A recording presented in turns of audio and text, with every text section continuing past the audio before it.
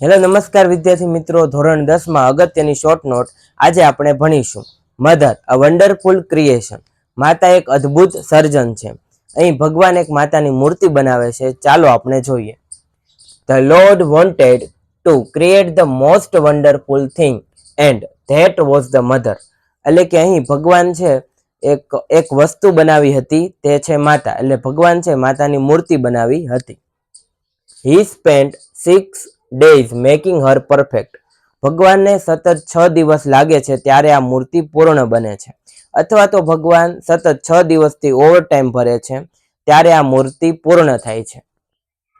He gave her 6 pairs of hands so she could handle many task at once. એટલે કે ભગવાને છે માતાને 6 જોડી હાથ આપવામાં આવ્યા છે, જેથી ઘણા બધા કાર્યો છે એક સાથે કરી શકે. She was designed to be a strong enough to heal herself.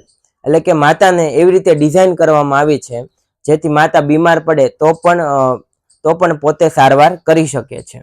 Heel એટલે થશે સારવાર અથવા તો સાજું થવું. To comfort others with a special curing kiss. એટલે કે માતાને છે સ્પેશિયલ કિસ આપવામાં આવ્યું છે જેથી એના બાળકો કોઈ પણ બીમાર પડ્યા હોય છતાં એના ચુંબન દ્વારા પણ બાળક સારું થઈ જાય છે. The mother also had a special tear to show her joy, sadness and pride. એટલે કે મધરને છે ને ખાસ આંસુ આપવામાં આવ્યા હતા, જેથી તે આંસુ હોય તે આંસુ ખુશીના હોઈ શકે, દુઃખના હોઈ શકે અથવા ગર્વના પણ હોઈ શકે. એટલા માટે માતાને છે ભગવાને છે ને આંસુ આપવામાં આવ્યા છે, ખાસ આંસુ આપવામાં આવ્યા છે, જે આંસુ જોઈના હોઈ શકે, દુઃખના હોઈ શકે અને ગર્વના હોઈ શકે. She could also magically feed many people with a little food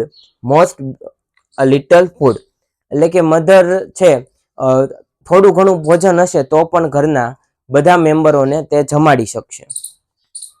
the lord gave Har the ability to always forgive Har children.